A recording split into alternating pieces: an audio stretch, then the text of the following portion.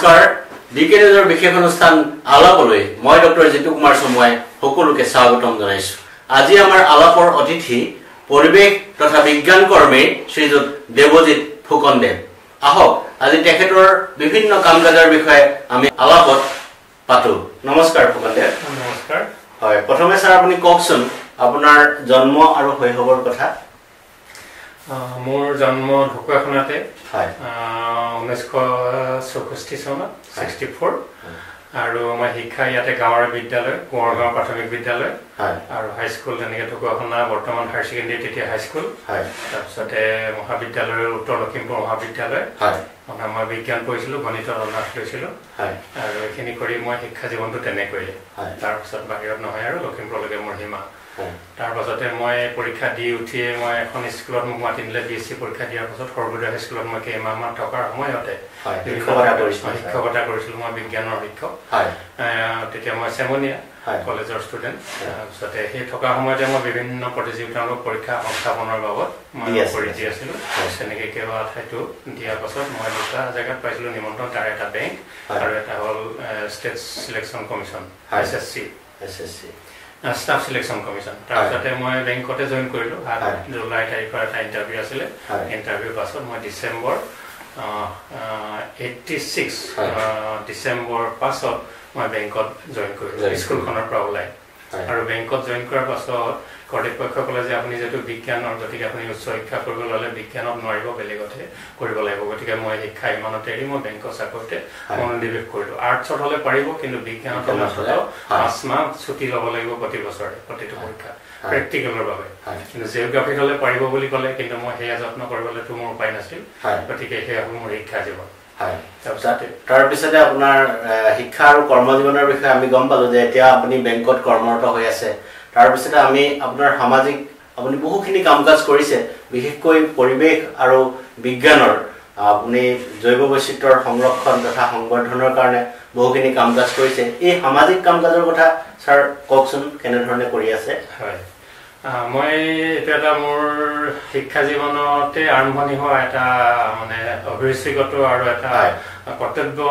যেন তাগিদা অনুভৱ কৰা কেইটামান কাম মোৰ লগত যোগ হ'ল তাৰ হ'ল মই যিহেতু বিজ্ঞানৰ ছাত্ৰ আছিলোঁ গতিকে বিজ্ঞান প্ৰেমী আছিলোঁ আৰু সৰু কালৰ পৰা ঢকুৱাখানাৰ পৰিৱেশৰ মাজত ডাঙৰ হৈছিলোঁ বাবে এটা পৰিৱেশ প্ৰীতি এটা গঢ়ি উঠিছিলে তাৰপিছত লখিমপুৰত বিশেষকৈ Rajbongshi sir doctor Mukunda Rajbongshi sir Hemen Gogoi ছাৰৰ মানে যি ধৰণৰ আমাৰ উৎসাহ জনাইছিলে সামাজিক বিজ্ঞান বিষয়ে কাম কৰিবৰ কাৰণে তেওঁলোকে লগত লৈ গৈছিলে তাৰ ফলত মোৰ এটা জাগি উঠিল গতিকে মই তেতিয়াৰ পৰা সেই সময়ৰ পৰাই মই বিজ্ঞান মানসিকতা ক্ষেত্ৰত মোৰ বিশেষ মনোনিৱেশ হ'ল মই সেইটো বিষয়ত কামত লাগি পেলাই সেই সময়তে ছাত্ৰ সদস্য হিচাপে অসম বিজ্ঞান সমিতিৰ সদস্য হৈছিলোঁ লখিমপুৰত থকা সময়তে তাৰপাছত ক্ৰমান্বয়ে যেতিয়া মই সংস্থাপনত সোমাই পৰিলোঁ সৰ্বোদয় হাইস্কুলত থকাৰ সময়তে ঢকুৱাখানাৰ শাখা এটা গঠন কৰাৰ কথাটো কিবা আলোচনা প্ৰসংগত ওলোৱাৰ কাৰণে ঢকুৱাখানাত এটা শাখা গঠন কৰিব লাগে কাৰণ বিজ্ঞান আজিৰ যুগৰ এটা এৰাব নোৱাৰা আমাৰ এটা প্ৰয়োজনীয় কথা কাৰণ আমি প্ৰতিটো খোজ বিজ্ঞান আৰু প্ৰযুক্তি অৱলম্বনত দিব লগা দিন আহি পৰি তেনেস্থলত আমি বিজ্ঞান বিষয়ক আমাৰ যদি সচেতনতা নাথাকে তাৰ কাৰণে শিক্ষানুষ্ঠানখন পৰ্যাপ্ত নহয় বাবে অসম বিজ্ঞান সমিতি আছিল আমি ঢকুৱাখানা শাখা গঠন কৰা যোজা কৰিলোঁ আৰু সেই যোজা অনুসৰি প্ৰিয়ব্ৰত লহকৰ ছাৰ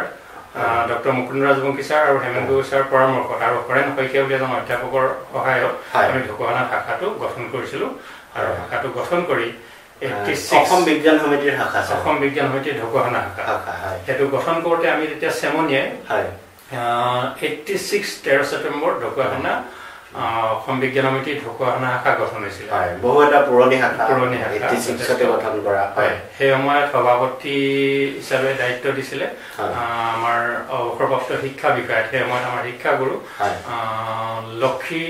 দাসদেৱ আছিলে তেখেত আমাৰ শিক্ষাগুৰু তেখেত সভাপতি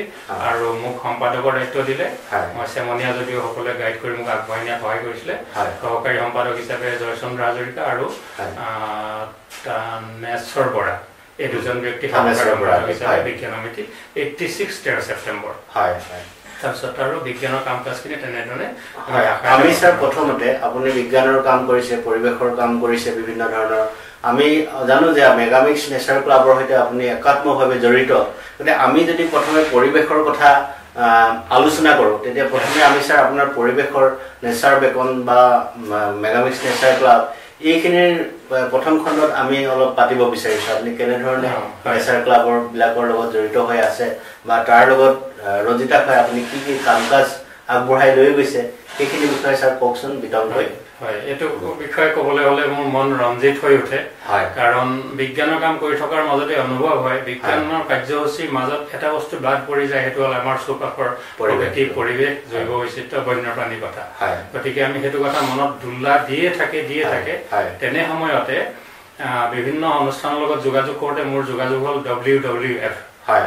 Wildlife Fund for Nature India Lodi Estate New Delhi তেওঁলোকৰ লগত যোগাযোগ হল চিঠিৰে যোগাযোগ কৰিলো যে আমি ঢকুৱাখানাত বিজ্ঞানৰ কাম কাজ কৰো এটা শাখা হিচাপে পৰিৱেশৰ কাম কাজ কৰিব কাৰণে তেতিয়া তাৰ পৰা আমাক ডক্টৰ দেৱিকা কৰ আমাৰ এগৰাকী আমাক উৎসাহিত কৰি আবেদন মানে আমালে ফৰ্মেট পঠালে এই ফৰ্মেট অনুসৰি ঢকুৱাখানাত বিজ্ঞান সমিতিৰ বেনাৰতে তাৰ অন্তৰ্গত হিচাপে মেগামিক্স প্ৰকৃতি সংঘটো গঠন কৰিছিলো সম্পূৰ্ণ মোৰ ক'বলৈ গ'লে কথাটো খাপ নাখাবও পাৰে ব্যক্তিগত উদ্যোগত মৃগনাথ গগৈ মোৰ এজন সহযোগী তেওঁক লৈ মই আৰু 15 জন ছাত্ৰ এই ছাত্ৰকেইজনৰ নাম আজি মই সাৰ্কুলেট কৰিছো আমাৰ সদস্যসকলে কাৰণ তেওঁলোকৰ বায়োডাটাটো প্ৰফাইলটো লাগে আমি মেগামিক্সত প্ৰকাশ কৰিবৰ কাৰণে এই 15 জন তেতিয়া 12-13 বছৰীয়া ছাত্ৰ আৰু আমাৰ বয়স তেতিয়া 28-29 মোৰ 29 মেগানগৰ 28 তেতিয়া মেগামিক্স প্ৰকৃতি সংঘটো 5 জুনত অসম বিজ্ঞান সমিতিৰ বিশ্ব পৰিৱেশ দিৱসৰ ঢকুৱাখানাত পতা মহকুমা ভিত্তিক কাৰ্যসূচী হেতু গঠন কৰাৰ আগতে মই মে মাহত কলিকতালৈ যাওঁতে সদস্যসকলৰ কাৰণে বেজ লৈ আহিছিলো কিছুমান বেজটো হ'ল nature club of India movement মানে বুলি লিখা এটা বেজ আছে সেউজীয়া ৰঙৰ এই বেজটো তাৰ পৰা মই লৈ আহিছিলো আৰু ক্লাবটো ৰেজিষ্টাৰ কৰিছিলো প্ৰত্যেকৰ বাবে 5 টকাকে আমি 75 টকা দি পেলাই 15 জনৰ ৰেজিষ্টাৰ কৰি ক্লাবটো NCI club of India movement বুলি কয় তাতে ASM 2849 মেগামিক্স নেচাৰ ক্লাবৰ ৰেজিষ্ট্ৰেচন নম্বৰ নেশ্যনেল নম্বৰ হেতু কৰি তাতে গঠন কৰিছিলো গঠন কৰাৰ প্ৰক্ৰিয়াটো অকমান কম এয়া হ'ল মেগামিক্স ক্লাব আমি গঠন কৰি হেদিনা আত্মপ্ৰকাশ কৰিবৰ কাৰণে আমি 5 জনটো বাছি ললো 93 চনৰ ঢকুৱাখানা মহাবিদ্যালয়ত হোৱা ৰাজ্যিক মানে আমাৰ যিটো মহকুমা ভিত্তিক পৰিৱেশ দিৱস বিজ্ঞান সমিতি আৰু প্ৰশাসনৰ সহযোগত আমাৰ ছাত্ৰসকলক 15 জনক মাতি নিলো মই তাতে ঘোষণা কৰি যে আমি এটা পৰিৱেশ সংগঠন গঠন কৰিছো বিজ্ঞান সমিতিৰ কৰ্মসকলে তাৰ কাৰণে আমি ছাত্ৰসকল আৰু ক্লাবৰ যিটো নিৰ্দেশনাটো আছিলে WWF ৰ যে ছাত্ৰ সদস্য থাকিব লাগিব দুজন উপদেষ্টা বা সহায়ক বা কোঅৰ্ডিনেটৰ থাকিব লাগিব এনেকৈ মৃগনাথ গগৈ মই কোঅৰ্ডিনেটৰ থাকিলো একজন ছাত্ৰ লৈ পেলাই সেইটো গঠন কৰিলো কোৰ্টে বেছখিনি প্ৰদান কৰিছে স্বৰ্গীয় মুক্তানন্দ গগৈদেৱে সভাপতি আসনৰ পৰা আৰু তাতে বক্তা হিচাপে উপস্থিত আছিলে ভাৰপ্ৰাপ্ত মহকুমাধিপতি জিতেন গগৈ ঢকুৱাখানাত তেতিয়া তেওঁ ভাৰপ্ৰাপ্ত মহকুমাধিপতি আছিলে এই দুইজন ব্যক্তিৰ উপস্থিতিত সেই অনুষ্ঠানটো এদিনা হৈছে তাতে আমি ঘোষণা কৰিছিলো যে এনেকে সংগঠনটোৱে পৰিৱেশ বিষয়ক ঢকুৱাখানাৰ কাম কৰিব আৰু সেইমতে কাম কৰি আহি আছে আমি জানো যে ঢকুৱাখানাৰ মেগামিক্স নেচাৰ ক্লাব বুলি ক'লে বা মেগামিক্স প্ৰকৃতি সংঘ বুলি ক'লে ঢকুৱাখানাৰ এনে এটা সংগঠন যিটোৰ ভয়ত বহু লোকে প্ৰাণী বা পক্ষীকুল ধ্বংস কৰিবলৈ ভয় কৰে গতিকে তেনে এটা সংগঠন মেগামিক্স নেচাৰ ক্লাব ছাৰৰ নেতৃত্বতে গঠন হৈছিল আৰু তেতিয়াৰ পৰা বিভিন্ন কাম কাজ কৰি আহিছে তাৰে ছাৰ থুলমূলকে আপোনালোকৰ মেগামিক্স নেচাৰ ক্লাবে কৰি অহা কাম কাজৰ কিছু আভাস আমাৰ ডিকে নিউজৰ দৰ্শকলৈ দিয়কচোন পৰিৱেশ বিষয়ক কাম কাজত যেতিয়া আমি সামিল হলো তেতিয়া দেখা পালো ৰাষ্ট্ৰীয় পৰ্যায়ত আন্তঃৰাষ্ট্ৰীয় পৰ্যায়ত আৰু ৰাজ্যিক পৰ্যায়ত বহু কেইটা সংগঠন আছে যিকেইটা স্বেচ্ছাসেৱী সংগঠনৰ দৰে নতুবা নেশ্যনেল নোডেল এজেন্সি হিচাপে কাম কৰি যায় তাৰ ভিতৰত এটা হ'ল WWF ইণ্ডিয়া এটা হ'ল CEE আহমেদাবাদ অৰ্থাৎ centre for environment education Ahmedabad সেইটো গঠনৰ পাছত আমাৰ যিহেতু পৰিৱেশ বিষয়ৰ পাৰদৰ্শিতা বঢ়াব লাগিল গতিকে আমি কি কৰোঁ আমাৰ ৰিচোৰ্চ পাৰ্চন আমি এটা গেদাৰিং কৰিবৰ কাৰণে আমাৰ এক্টিভিটি গেদাৰিং কৰিবৰ কাৰণে আমি কেইটামান কাম কৰিলোঁ সেইটো হ'ল গাঁৱে গাঁৱে আমি বিভিন্ন ঠাইত ৰাজহুৱা ঠাইত শিক্ষানুষ্ঠানত অনুষ্ঠান পাতিবলৈ যাওঁতে বৃক্ষৰোপণৰ কাৰ্যসূচী লৈ যাওঁ আৰু পৰিৱেশৰ কাৰ্যসূচী লগত লৈ যাওঁতে তাতে মানুহ সদস্য পদৰ কাৰণে আমি আবেদন জনাওঁ আৰু এনেকৈ সদস্য হৈ আমি সমাজৰ এটা সম্পূৰ্ণ এটা ভাল সকলো শ্ৰেণীৰ মানুহ মানে ডাইভাৰ্ছ কাইণ্ড অফ মানে কৃষকৰ পৰা আহিছে খেতিয়কৰ পৰা আহিছে শিক্ষক সমাজৰ পৰা আহিছে ছাত্ৰ সমাজৰ পৰা আহিছে গৃহিণী সমাজৰ পৰা আহি পেলাই আমাৰ মেগামিক্সত এটা ডাঙৰ মানে এটা আমাৰ সমব্যক্তি নহয় সদস্যৰ এটা ডাঙৰ তালিকা প্ৰস্তুত হ'ল আৰু সেই অনুসৰি বিজ্ঞান সমিতিত আমাৰ যেহেতু পাৰদৰ্শী ব্যক্তিসকল আছে তেওঁলোকক আমি পৰিৱেশ বিষয়ক প্ৰশিক্ষণৰ বাবে কাজিৰঙালৈ কেতিয়াবা পঠাওঁ নিজেতো বহুবাৰ গৈছো নিজে আমি দলটোৰ ভিতৰত কোনোবা কাজিৰঙালৈ কোনোবা নামেৰিত হয় কোনোবা গুৱাহাটীত প্ৰগ্ৰেম হয় আমি তালৈ পঠাওঁ তেওঁলোকে আমি ৰিসোৰ্স পাৰ্সন গঠন হৈ আমি ৰাজ্যখনৰ এটা অন্যতম ৰিসোৰ্স পাৰ্সন সমৃদ্ধ পৰিৱেশ সংগঠন হৈ উঠিলো 93 94 95 পৰা এই জ্যেষ্ঠ নাগৰিকৰ জ্যেষ্ঠ ব্যক্তিৰ সংগঠন হ'ল 93 ষ্টুডেন্ট এণ্ড মেগামিক্স আৰু 95 চনৰ পৰা জ্যেষ্ঠ মানুহৰে গঠন কৰা হ'ল আৰু 96 পৰা এখন সংবিধান আমাৰ নিজাকে প্ৰস্তুত কৰি মেগামিক্স প্ৰকৃতি অংগ এতিয়া এটা বিশেষ এটা পৰিপূৰ্ণ সংগঠন গতিকে তেনেধৰণে আপোনালোকে বিভিন্ন কাম কাজ কৰি আহিছে আৰু তাৰ পিছতে আমি জানো যে ঢকুৱাখানা বা অসমৰ জৈৱ বৈচিত্ৰ্য সুৰক্ষাৰ ক্ষেত্ৰত আমি ল'ব লগা বহুখিনি কাম কাজ আছে ইয়াৰ মূল কামখিনি আপুনি কি বুলি ভাবে ঢকুৱাখানা বা অসমৰ জৈৱ বৈচিত্ৰ্যৰ ক্ষেত্ৰত কিখিনি কাম কাজ ললে আমি জৈৱ বৈচিত্ৰ্য সুৰক্ষাৰ ক্ষেত্ৰত এটা নিজক ৰক্ষা কৰিব পাৰিম এইখিনি আপুনি স্যাৰ কি বুলি ভাবে এইটো বিষয়ে মই এতিয়া ৰাইজলৈ উত্তৰকেইটা এনেধৰণে দিব খোজো আমাৰ মানুহৰ মাজত এটা কথা সাধাৰণতে ধাৰপে থাকে সেইটো হ'ল বিজ্ঞান অতি টান বিষয় পৰিৱেশৰ কথাবোৰ বুজিবলৈ বৰ টান এনেধৰণৰ এটা ধাৰণা থাকে আৰু এই কথাটো হয়ও যে বিজ্ঞান আৰু পৰিৱেশৰ কথাবোৰ ভাষণৰ দ্বাৰা বুজিব পৰা নাযায় বা বুজাবও পৰা নাযায় গতিকে সেইখিনি হাতে কামে লগাটো অতি প্ৰয়োজন গতিকে আমি সেই সূত্ৰটো মনত ৰাখি আমি সদায় পৰিৱেশৰ কাম কাজ কৰিবলৈ যাওঁতে সদায় অঞ্চলৰ একোটালৈ গৈ কোনোবা এটা সমৃদ্ধিশালী প্ৰাকৃতিক পৰিৱেশ কোনোবা এটা ক্ষয়মান ক্ষতিগ্ৰস্ত হোৱা প্ৰাকৃতিক পৰিৱেশ দুইটাকে দেখুৱাই আমি তুলনামূলকভাৱে ছাত্ৰ ছাত্ৰীক বা অন্য ব্যক্তিসকলক সেইটো উপলব্ধি কৰাবলৈ যত্ন কৰিছিলোঁ আৰু পৰিৱেশৰ কথা বুজিবলৈ অতি সহজ কথা যদি আমি প্ৰণালীবদ্ধভাৱে নিৰীক্ষণ কৰোঁ পৰিৱেশ বুলি ক'লে আমাৰ চৌপাশৰ পৰিৱেশ আমি সাধাৰণভাৱে কওঁ এয়া আমাৰ চৌপাশে আমাৰ পৰিৱেশ আমাৰ চৌপাশৰ বিভিন্ন ধৰণৰ চৌপাশটো হ'ল আমাৰ পৰিৱেশ কিন্তু কথাটো অলপমান তথাপি টান হৈ থাকে তাক বুজিবৰ কাৰণে আমি অকণমান বিজ্ঞানসন্মত কৌশল ল'ব লাগে সেইটো হ'ল আমাৰ পৰিৱেশ বুলি ক'লে আমি অকণমান যদি মৰুভূমি এটালৈ যাওঁ তাৰ পৰিৱেশটো আমাৰ মৰ্মে উপলব্ধি কৰোঁ তাতে বৈচিত্ৰতাটো নাই বালি বালি বালি এফালে বালি বালি বালি অৰ্থাৎ এটাই তাত পৰিৱেশ কিন্তু আমি যদি আমাৰ অসমলৈ ঘূৰি আহোঁ আমাৰ বাৰীখনত যদি থিয় হওঁ আমি আমাৰ পৰিৱেশৰ বৈচিত্ৰটো আমি দেখা পাওঁ বাৰীখনত থিয় হৈ আমি দেখিম এটা পুখুৰী এডৰা দলনি এডৰা দেখিম হয়তো এটা চুমনি এডৰা দেখিম বাহনি এডৰা দেখিম আকৌ তৰাণী এডৰা দেখিম কলগছনি এডৰা দেখিম অৰ্থাৎ প্ৰত্যেকে এটা এটা সৰু সৰু পৰিৱেশ সেইটো হ'ল মাইক্ৰ' হেবিটেট বা মাইক্ৰ' এনভাইৰনমেণ্ট আৰু সেইটো লগ লাগি আমাৰ পৰিৱেশটো গঠন হৈছে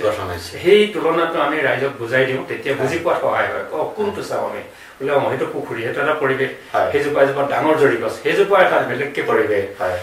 গতিকে এনেধৰণে কথাবোৰ বুজোৱাৰ ফলত আমাৰ ঢকুৱাখানাৰ অঞ্চলত সৰ্বসাধাৰণ ৰাইজ এতিয়া মাজত অলপ স্থিমিত হৈছে বিভিন্ন কাৰণত ঢকুৱাখানা অঞ্চল বহু ঠাইতকৈ